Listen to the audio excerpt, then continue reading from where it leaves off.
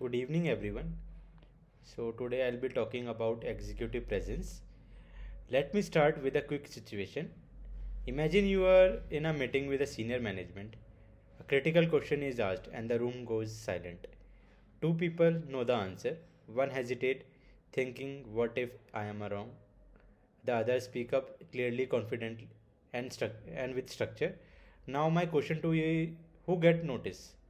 Not necessarily the most knowledgeable person, but the one who communicate with confidence. That difference is called executive presence. So, executive presence is the ability to project confidence, clarity, and credibility so that the people trust you, listen to you, and see you as a leader.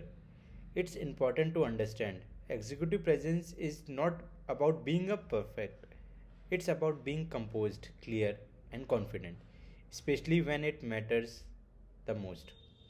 In today's corporate world, technical skills are essential, but they are not enough. How you present those skills often decide your growth. Now let me take you an example. First is the workplace scenario. Let me explain this like imagine a project has been delayed. A person without executive presence might say we had some issue, we are trying to fix it.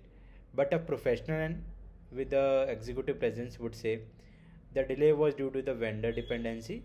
We are now on board a backup supplier and the revised timeline is in 3 days. Now observe the difference. The second response shows ownership, clarity, and solution mindset. And most important, it builds trust. Now, I'll be talking about the pillars of executive presence. First is the professional image. Before you even speak, people judge you based on your posture, your attentiveness, your preparedness. For example, if you are entering a meeting and sitting straight, maintaining the eye contact, and taking the notes, you automatically appear serious and professional. But if you look distracted, checking your phone, avoiding the eye contact, sit casually, people assume you are not engaged, and executive presence ensure that your body language supports your capability.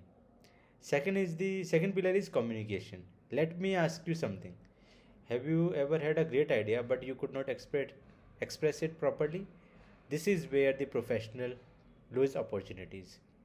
For example, instead of saying, I think maybe this can work, say, based on our data, this approach will improve the efficiency.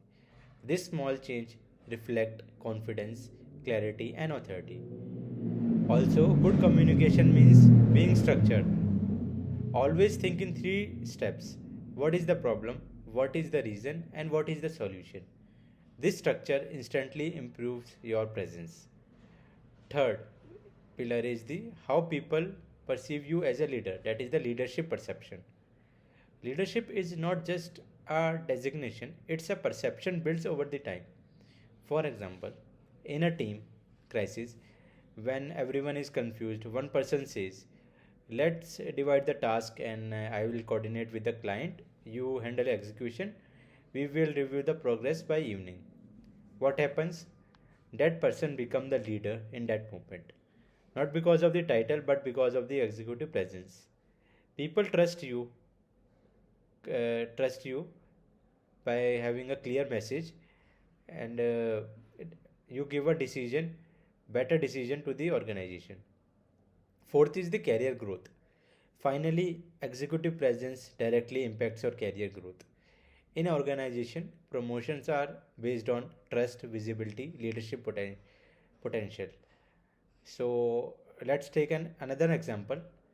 Two employees perform equally well, but one speaks confidently in meeting, shares ideas, take initiative in the meeting, while the other stays silent, avoids the responsibility.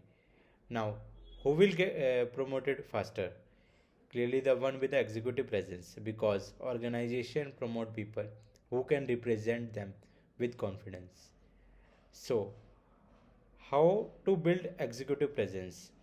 Let me give you with a simple and actionable steps. First is the prepare well. Confidence comes from the knowledge. Second is speak clearly. Avoid unnecessary fillers. Maintain strong body language. Maintain eye contact. Stay calm under the pressure. Take initiative. Don't wait to be asked. So, I would like to end with one powerful thought.